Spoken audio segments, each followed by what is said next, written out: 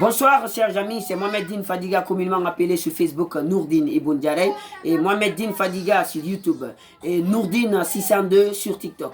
Et voilà, aujourd'hui nous allons parler sur les méthodes de la philosophie. Et voilà, nous avions parlé ici sur l'histoire de la philosophie, la définition de la philosophie. Et voilà, aujourd'hui nous allons nous consacrer à parler sur les méthodes de la philosophie.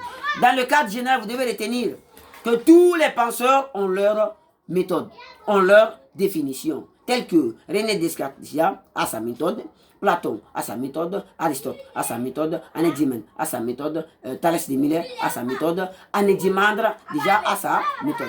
Donc cela veut dire qu'il y a beaucoup de méthodes. Dans la mesure où tous les penseurs ont leur méthode, particulièrement eux. Maintenant, qu'est-ce que nous devons retenir? Nous devons retenir déjà qu'il y a deux méthodes sur le plan général. Ces deux méthodes-là, la majeure partie des penseurs ont conclu sur ça. Nous avons la méthode intuitive ou bien la méthode empirique, ou nous pouvons dire la méthode intuitive, nous pouvons dire aussi la méthode empirique.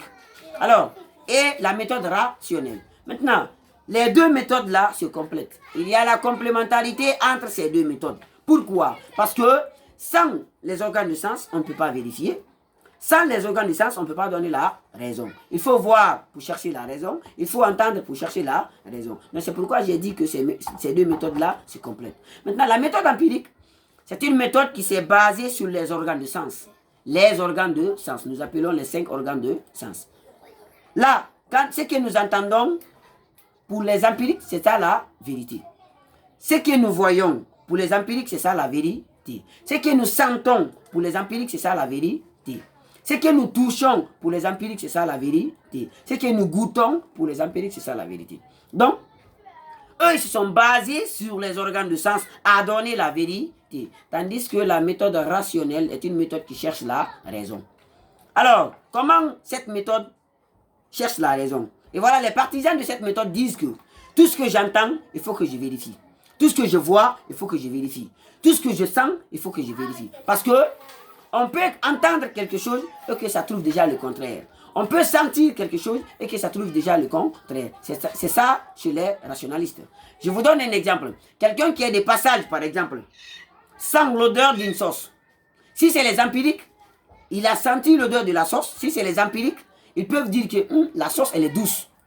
Mais si c'est les rationalistes, on entend, on sent la sauce, on sent l'odeur de la sauce, on ne doit jamais affirmer que la sauce est douce. Tant qu'on ne vérifie la sauce. Il faut d'abord goûter la sauce pour affirmer que réellement, elle est douce.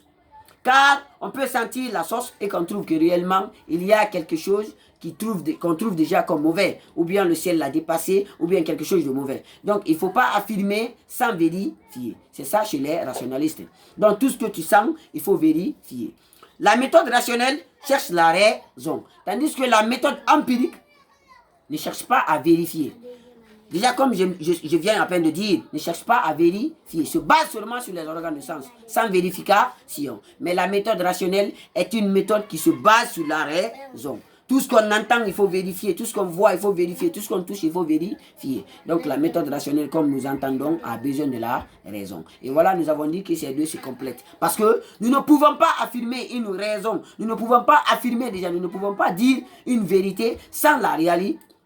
Alors la réalité là vient des organes de sens. Donc c'est pourquoi j'ai dit que ces deux là se complètent. Alors chers amis, c'est tout pour la science du jour. Et voilà, je vous invite à suivre aussi les branches de la philosophie prochainement. C'est Mohamed Din Fadiga, comme je venais à peine de dire. Donc le téléchargement est gratuit sur Facebook, sur YouTube et sur TikTok.